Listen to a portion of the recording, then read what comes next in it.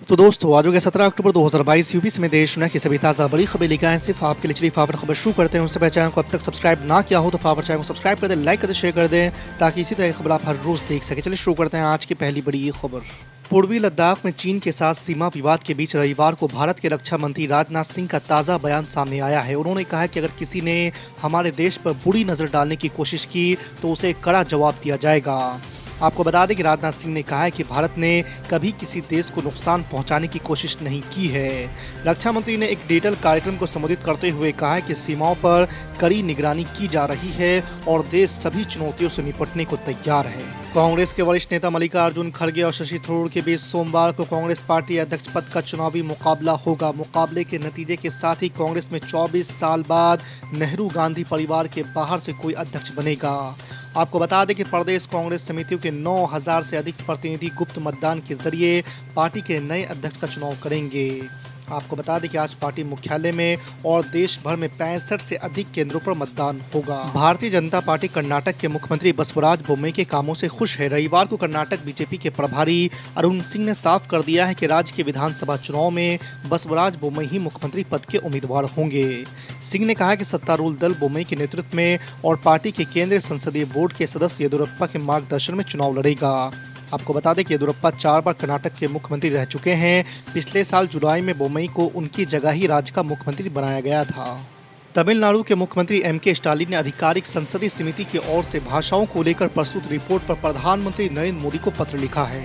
उन्होंने कहा है कि हिंदी को थोपने का प्रयास अव्यवहारिक है, साथ ही ये समाज के लिए विभाजनकारी भी है। स्टालिन ने कहा कि ये कोशिश गैर हिंदी भाषी लोगों को कई मायनों में नुकसान पहुंचाने वाली है। एम.के. स्टालिन ने कहा है कि मैं अपील करता हूं कि रिपोर्ट में सुझाए गए अलग अलग तरीके से हिंदी थोपने का प्रयास को आगे नहीं बढ़ाया जाए। दिल्ली के उप मुख्यमंत्री मनीष सिसोदिया ने दिल्ली में बढ़ते अपराध पर उपराज्यपाल वी.के. सक्सेना को चिट्ठी लिखी है। उन्होंने राजधानी में लगातार बिगड़ती कानून व्यवस्था को लेकर कई सवाल उठाते हुए कहा है कि अब ऐसा लगता है कि दिल्ली अपराध की नगरी बन गई है और अपराधियों में कानून का कोई डर नहीं है। दिल्ली के रामलीला मैदान में रविवार को भारतीय जनता पार्टी का पंच परमेश्वर सम्मेलन हो रहा है। इस सम्मेलन को संबोधित करते हुए भाजपा के राष्ट्रीय अध्यक्ष जे.पी. नड्डा ने संपूर्ण विपक्ष के साथ दिल्ली के अरविंद केजरीवाल पर भी जमकर हमला बोला।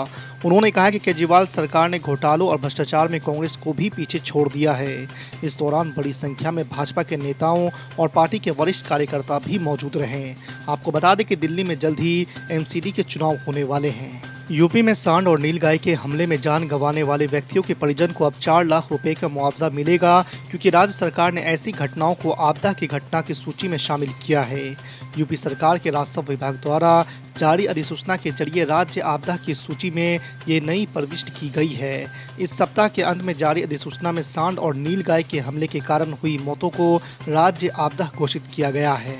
एनएमसीएच के medical superintendent doctor Vinod Kumar Singh का निलंबन वापस नहीं होगा। आईएमए द्वारा एनएमसीएच अधीक्षक के निलंबन वापस लेने की मांग को बिहार के स्वास्थ्य मंत्री तेजस्वी यादव ने सिरे से खारिज कर दिया है। तेजस्वी यादव ने कहा है कि जिस अधीक्षक को ये नहीं पता है कि उनके अस्पताल में डेंगू वार्ड कहाँ है, वो किस प्रकार की व्यवस्था रखते होंगे। ऐसे डॉक्टरों को बचाने के लिए आईएमए सवाल उठा रही है। आगामी गुजरात विधानसभा चुनाव को लेकर जहां अभी तक अरविंद केजरीवाल के दिल्ली मॉडल और मोदी के गुजरात मॉडल के बीच टक्कर देखने को मिल रही थी, वहीं अब गुजरात की सियासत में इमाम प्रमुख असदुद्दीन ओवैसी की एंट्री हो गई है। आपको बता दें कि ऑल इंडिया मजलिस इत्तेहादुल मुस्लिमीन ने आगामी गुजरात विधानसभा चुनाव में 2 सीट के लिए अपने उम्मीदवारों के नामों की घोषणा की है।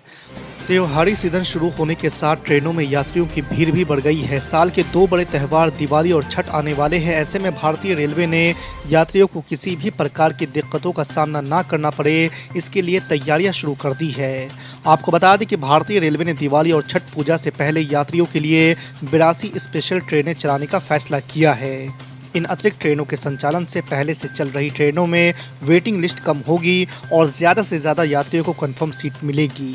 जैसे ही अमूल ने अपने दूध की कीमतों में इजाफा किया, एक के बाद एक दूसरी उत्पादक कंपनियों ने दाम बढ़ाने का ऐलान शुरू कर दिया है। ताज़ा मामला मदर डेयरी का है, जिसने रविवार यानी 16 अक्टूबर से फुल क्रीम और गाय के दूध की कीमतों में 2 रुपये प्रति लीटर की बढ़ोतरी का ऐलान किया है।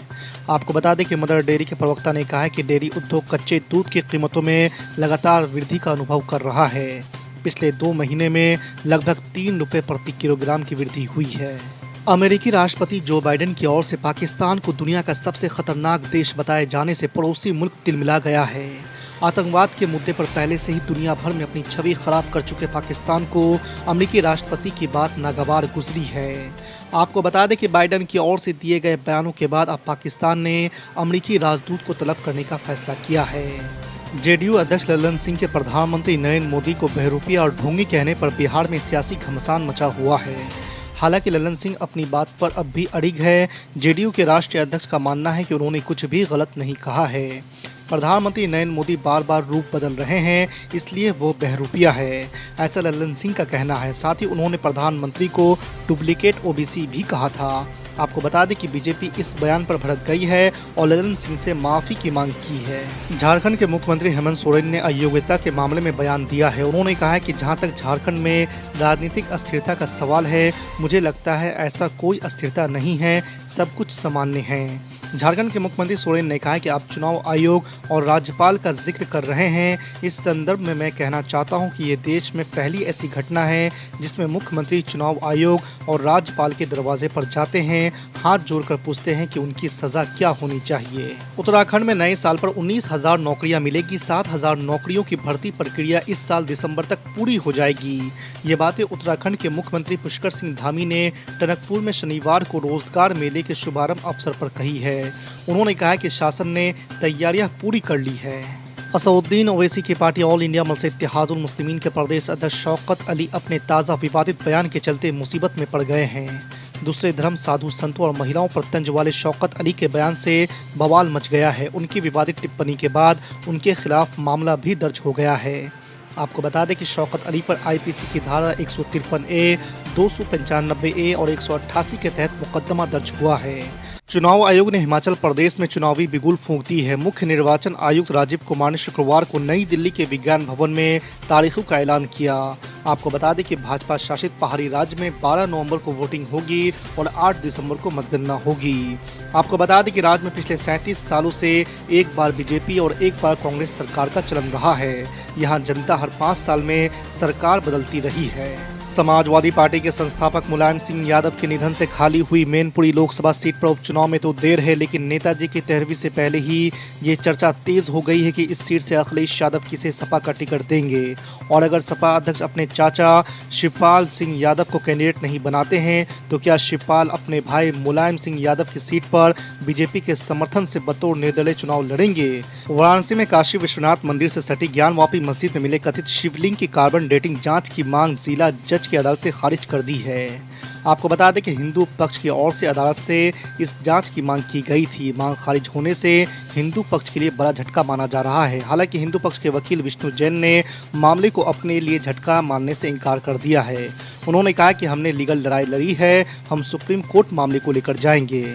दिल्ली के साकेत कोर्ट से शुक्रवार को आम आदमी पार्टी को बड़ी राहत मिली है। कोर्ट ने दिल्ली विधानसभा चुनाव 2020 के संबंध में मुख्यमंत्री अरविंद केजरीवाल, कैबिनेट मंत्री गोपाल राय, विधायक प्रकाश जारवाल और अन्य के खिलाफ दिल्ली पुलिस को जांच करने का निर्देश देने की मांग वाली एक शिकायत को खारिज कर दिया है।